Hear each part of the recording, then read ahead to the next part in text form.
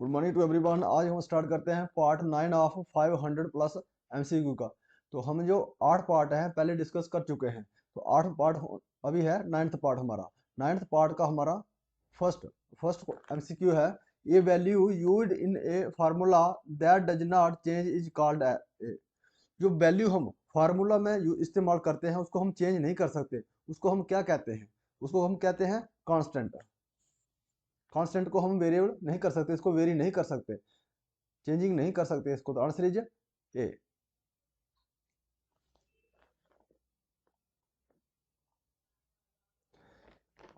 Which of the following is used to enter the current time in a worksheet.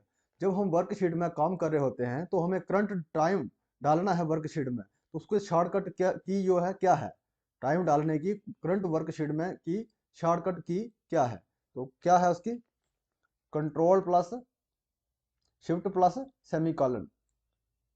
Answer is B.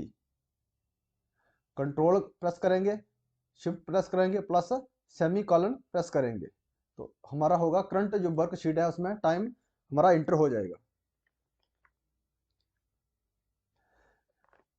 Which of the following is used enter the current date in a worksheet. जो current worksheet में हमें date डालना है तो उसके लिए एक shortcut की कौन सी है? तो कौन सी है उसकी? Control plus semicolon. Answer is B. जब कंट्रोल प्लस सेमी कॉलन डालेंगे हम, प्रेस करेंगे, तब हमारा उसमें डेट इंटर हो जाएगी करंट वर्कशीट में। तो इसके लिए control plus semicolon. Answer is B. The default view of the worksheet is. जो डिफॉल्ट बाई डिफॉल्ट जो व्यू रहता है वर्कशीट का वो क्या है? एक नॉर्मल व्यू है। क्या है?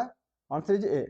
जो नॉर्मल व्यू रहता है डिफॉल्ट, बाई डिफॉल्ट जो करंट वर्कशीट का जो व्यू है वो एक नॉर्मल व्यू रहता है। To move the previous worksheet press. हमें अभी प्रीवियस वर्कशीट में जाना है तो हमें क्या प्रेस करना पड़ेगा? उसका शॉर्टकट की क्या है? Control plus page up. Answer is B.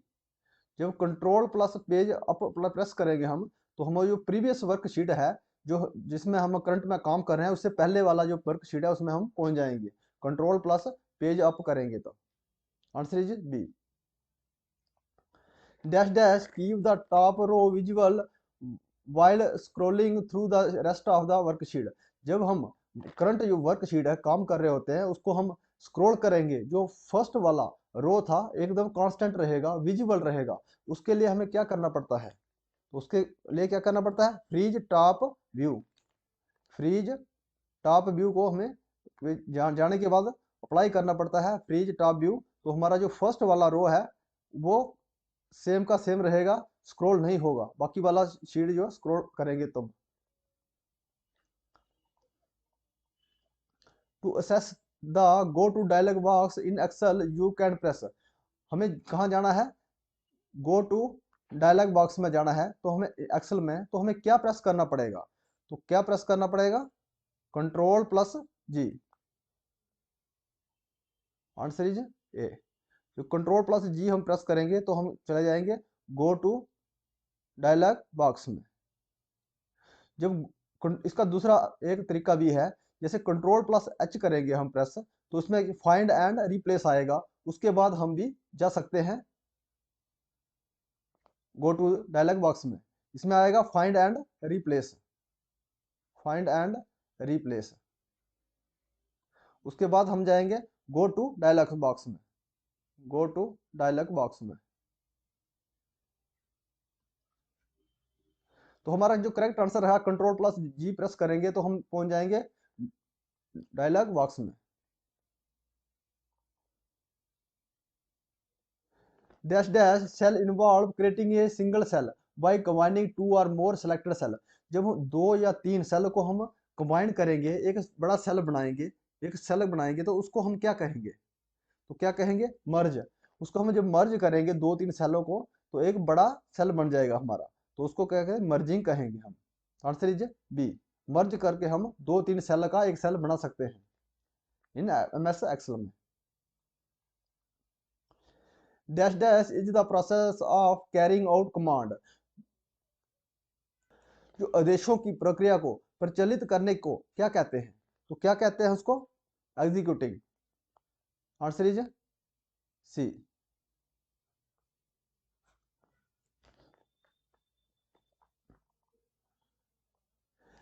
Analytical engine invent during the first generation of computer using which memory use. जब एनालिटिक इंजन इन्वेंट किया गया था फर्स्ट जनरेशन में, कंप्यूटर की फर्स्ट जनरेशन में, तो वो कौन सी मेमोरी का इस्तेमाल किया गया था? तो कौन सी मेमोरी थी वो? Counter bill. Counter bill memory का इस्तेमाल किया गया था। तो इसमें जो कौन सी लैंग्वेज यूज की गई थी फर्स्ट जनरेशन कंप्यूटर में? लैंग्वेज कौन सी थी? Machine language. मशीन लैंग्वेज का इस्तेमाल किया था और मैग्नेटिक कोर का।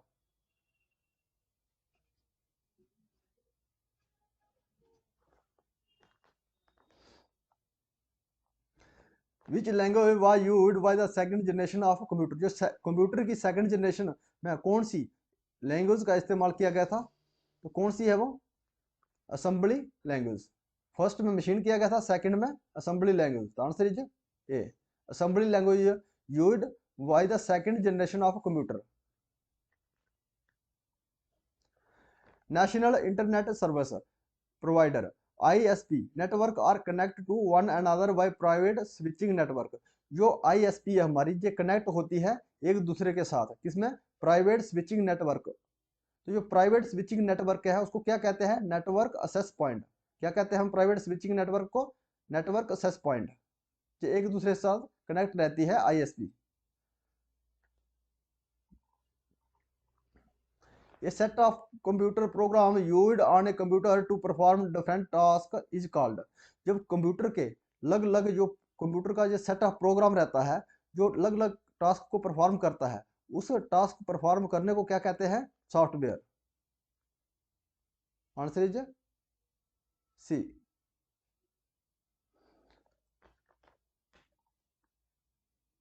Micro processor and memories are the component of. जो माइक्रो प्रोसेसर है और जो मेमोरी है जिसके कंपोनेंट है? ये कब है? सिस्टम यूनिट के कंपोनेंट है। सिस्टम यूनिट के कंपोनेंट है microprocessor and memories. Answer is A.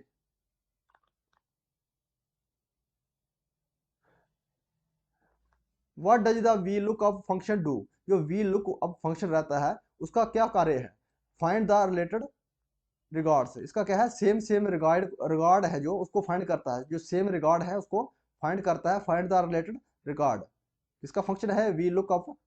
We look up का ये करता है find related regards. Which of the following methods can not be used to enter the data in a cell. वो कौन सा method है जिससे हम सेल में डाटा एंटर नहीं कर सकते? तो कौन सा मेथड है? एस्केप। प्रेस जब एस्केप करेंगे इसके थ्रू हम प्रेस नहीं कर पाएंगे, डाटा एंटर नहीं कर पाएंगे सेल में। तो आंसर इज ए। जो अदर मेथड है जिससे इससे हम एंट्री कर सकते हैं डाटा को सेल में। विच of the following will not cut information. इसमें से कौन सा ऑप्शन है जिससे कट नहीं होता है? कट नहीं होता है प्रेसिंग कंट्रोल प्लस सी से क्या होता है? कॉपी होता है। Answer is A. इससे एक्स कंट्रोल प्लस एक्स करेंगे तो कट होगा। Clicking the cut button on the home tab तभी भी हमारा कट हो जाएगा। और select the cut of from quick access toolbar से इससे भी हमारा कट हो जाएगा। इससे भी कट हो जाएगा। तो किससे नहीं होगा? कंट्रोल प्लस सी इससे क्या होता है? कॉपी होता है। तो answer is A. We can save and product the worksheet by. हम सेव कर सकते हैं और प्रोडक्ट कर सकते हैं वर्कशीट को क्या क्या करके? कौन सा तरीका लगा के हम इसको सेव कर सकते हैं और प्रोडक्ट कर सकते हैं वर्कशीट को? तो क्या है? प्रोडक्शन पासवर्ड लगा के कर सकते हैं, रीड ओनली रिकमेंडेशन से कर सकते हैं, रीड रिजर्वेशन पासवर्ड से कर सकते हैं। तो एनी ऑफ द अबव कोई भी इसमें से ऑप्शन लगा के हम इसको अपनी जो वर्कशीट है इसको हम प्रोडक्ट और सेव कर सकते हैं। तो answer is D. Which setting you must modify to print a worksheet using letter head. वो कौन सी सेटिंग में जाना पड़ेगा, मॉडिफाई करना पड़ेगा प्रिंट देने की किसको? वर्कशीट को प्रिंट देने के लिए using header letter head. Letter head को हम इस्तेमाल करेंगे और उसकी कौन सी कमांड में जाएंगे? उसको प्रिंट देने के लिए वर्कशीट की को, तो आंसर इज मार्जिन। जब मार्जिन में जाएंगे तो हम मॉडिफाई करेंगे प्रिंट कमांड को। Answer is C.